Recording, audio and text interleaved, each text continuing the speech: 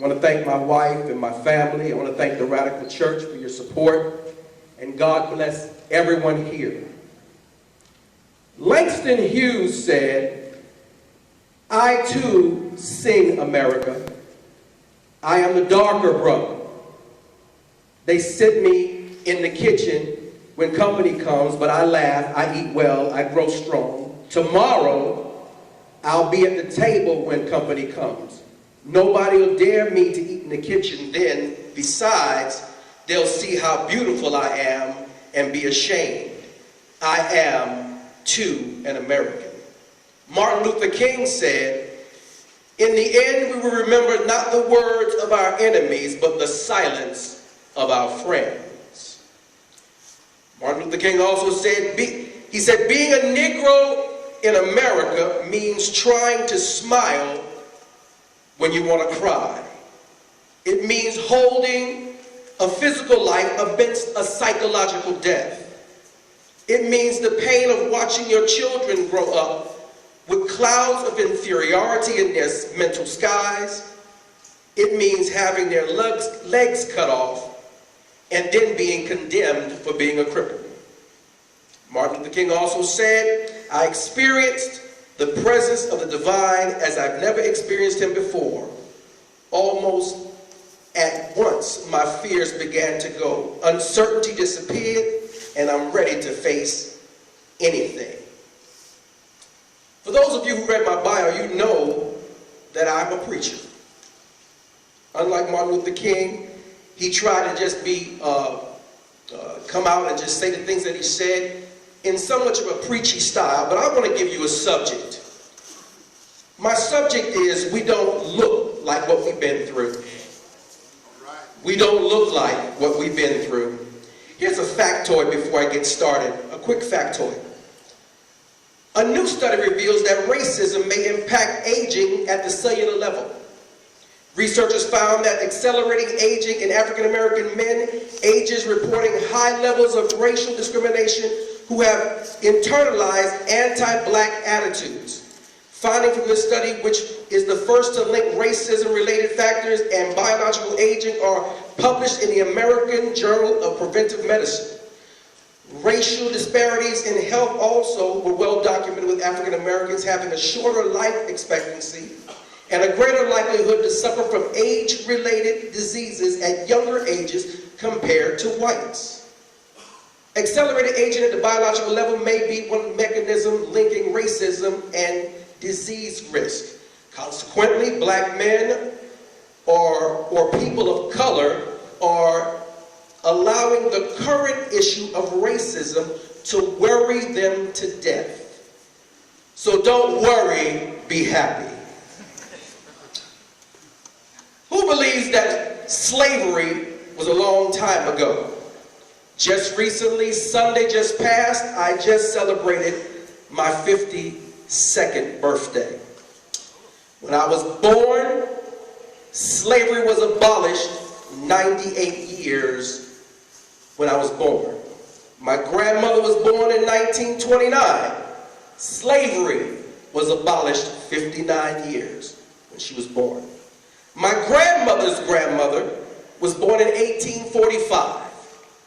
That means that when she was born, there was 20 years before the abolishment of the written institution of slavery. It wasn't that long ago. We don't look like what we've been through. On December 1st, 1955, Rosa Parks, a respected member of Montgomery's black community, refused to surrender her bus seat to a white passenger when asked to do so. She was arrested for violating a city segregational constitution. Community activists proposed a bus boycott in protest. They asked Dr. King if his church could be used as a meeting place to discuss the boycott. Although he supported the plan to boycott, King hesitated to become involved because of his existing commitments. He was very busy. After some persuasion, however, he agreed. At the meeting, black leaders agreed on a one-day boycott, When this was successful, they agreed to extend the action. Dr. King was asked to head the Montgomery Improvement Association, also known as MIA, a new organization formed to run the bus boycott. He had not planned to take a leading role, but was agreed to serve. The boycott ran 381 days. Whites in Montgomery tried to stymie it.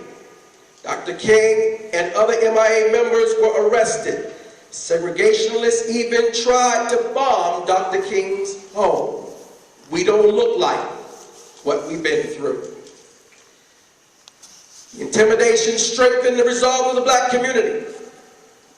And initial demands of the MIA for the modified system of segregation on city buses evolved into a lawsuit that called for its total abolishment. Case went through the U.S. Supreme Court that ruled segregation on Montgomery buses unconstitutional.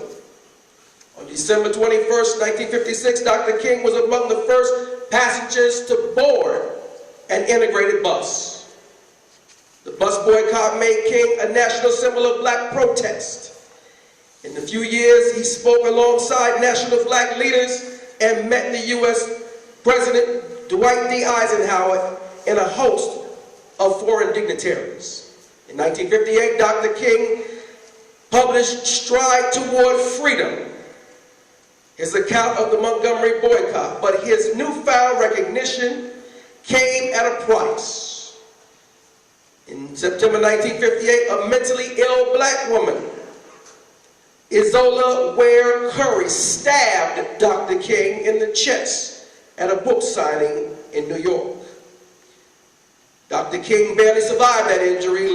Earlier that month, police in Montgomery had again arrested Dr. King. The FBI, Federal Bureau of Investigation, began to take an interest in him, starting a cohort surveillance of his activities and continued it throughout the rest of his life. All the while, Dr. King looked to capitalize on the success of the Montgomery boycott, and in August 1957, the Southern Christian Leadership Conference, also known as SCLC, Martin Luther King Jr. had an organized, comprised religious, civil, and political affiliated groups, was also launched with Dr. King as president. The SCLC was headquartered in Atlanta, initially focused on supporting bus boycotts and instituting drives to register black voters. For those that didn't know it, when I was born in 1962, in 1963, blacks could not vote. In 1964, it was ratified that blacks could vote. But for those that have done the research, you understand in 1965, 6, 7, 8, 9, in the 70s, 71, 2, all the way up, there had been blockades for blacks not able to go into the voting booths. These campaigns made little impression, and at the end of 1958, King resigned from his position at Dexter and in early 1960 moved back to Atlanta, sharing the pastorate at Ebenezer with his father. There he would remain in close contact with SCLC headquarters in the hope of launching more effective campaigns in the future. Though his work kept him much busy at the time, Atlanta remained his home base, and that of Coretta and his children for the final 8 years of his life. We don't look like what we've been through. Events quickly overtook King and the SCLC. In February 1964, black students engaged and staged a sit-in at a segregated lunch counter in Greensboro, North Carolina.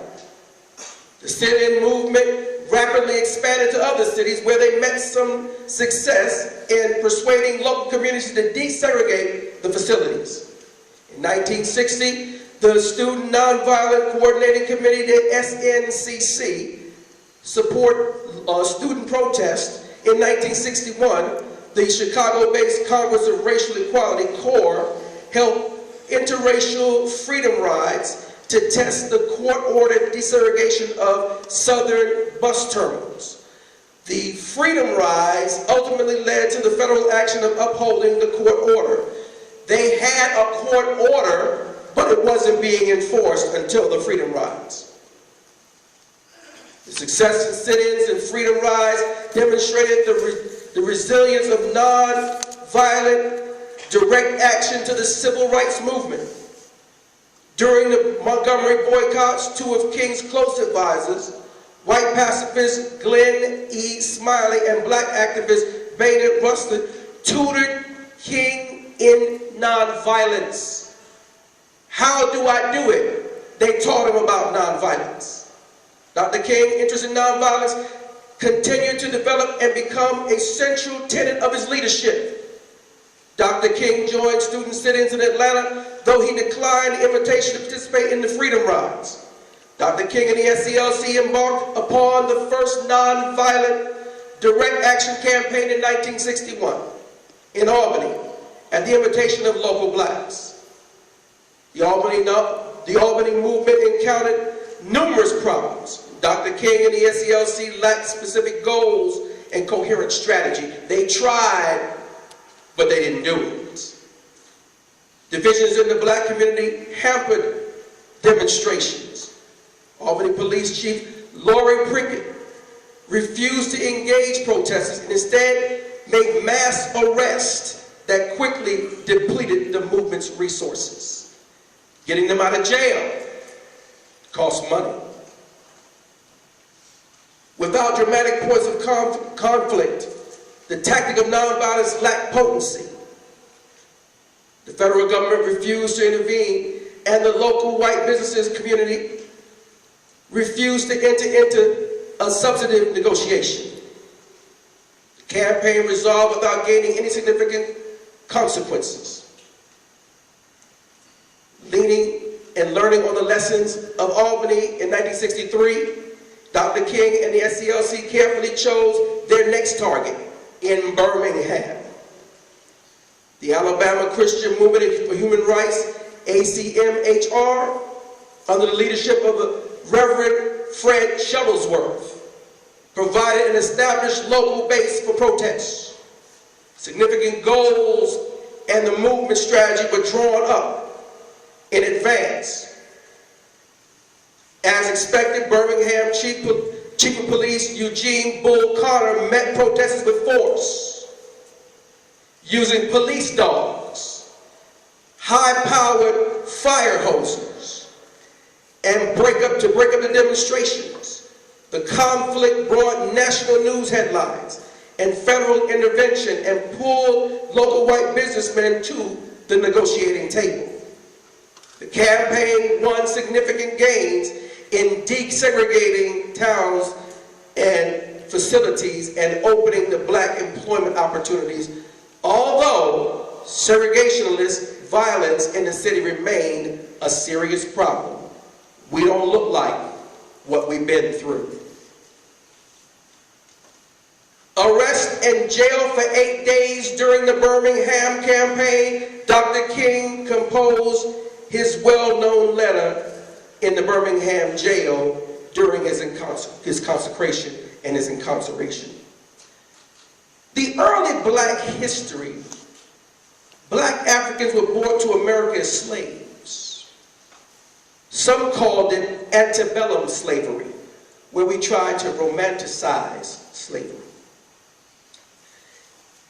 It means before the war. That's what antebellum slavery is. It's before the war. They were sold like animals. By the time American Civil War in the 1860s, many of them were freed by their owners. Many still worked as slaves on plantations and large farms of the South. At the end of the war, slavery had been declared unconstitutional, but was only the first step of the struggle of equality. For those that didn't know it, blacks in slavery did not know they were free until 3 years after they were freed. Most people of color, again, most people of color did not get good jobs, did not get good housing, They had a far less chance of good education than whites. For about 100 years, blacks made slow gains. Widespread activism for civil rights didn't really begin until after World War II. During the war, black Americans earned respect as members of the United States Armed Forces. This is a good place for you to clap your hands.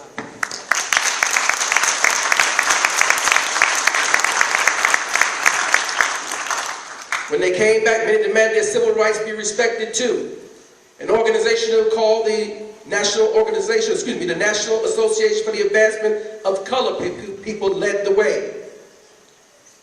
In 1951, the organization sent its lawyers to help a man in the city of Topeka, Kansas. The man, Oliver Brown, and 12 others had brought legal action against the city. They wanted to end racial separation in their children's schools. That policy was known as segregation. We don't look like what we've been through. At that time, 2 of the 5 public schools in America had all white students or all black students. The law said the public schools must be equal, but they were not. Schools for white children almost always were better schools than for black children. The situation was worse in the southern states. The case against the city of Topeka Brown versus the Board of Education was finally settled in the nation's highest court. In 1954, the Supreme Court ruled that separate schools for black children were not equal for schools for white children. The next year, it was said public schools must accept children of all races as quickly as possible. Nearly 100 years after the Emancipation Proclamation, African Americans in southern states still inhabited a starkly unequal world of disenfranchisement, segregation, and various forms of oppression, including racially inspired violence. Jim Crow laws at the local and state level barred them from classrooms and bathrooms, from theaters and train cars, from juries and legislature. In 1954, the U.S. Supreme Court struck down the separate but equal doctrine that formed the basis for state-sanctioned discrimination, drawing national and international attention to African Americans' plight. In the turbulent decade and a half that followed, civil rights activists used nonviolent protests and civil disobedience to bring about change. And the federal government made legislative headway and initiatives such as the Voting Act of 1965 and the Civil Rights Act of 1968. Many leaders from within the African American community and beyond rose to prominence during the Civil Rights era, including Dr. Martin Luther King Jr., Rosa Parks, Malcolm X, Andrew Goodman, and many others. They risked and sometimes lost their lives in the name of freedom and equality. Those that are people of color, I salute you because you don't look like what you've been through. Not just blacks. I'm talking everybody that is a person of color. I salute you. I salute those who are white, who risk their lives to march with the blacks, to march and make sure that we have what we need, to open up doors, to set legislation. I salute you. I thank God for the greatest country in the world. Some of you sitting under the sound of my voice, you come from someplace else, but I thank God for the greatest country in the world. The United States is still an awesome place. We have a long way to go. In the 21st century, there's still some things that need to be worked out, but we don't look like what we've been through. I thank you. God bless you. God bless the United States of America.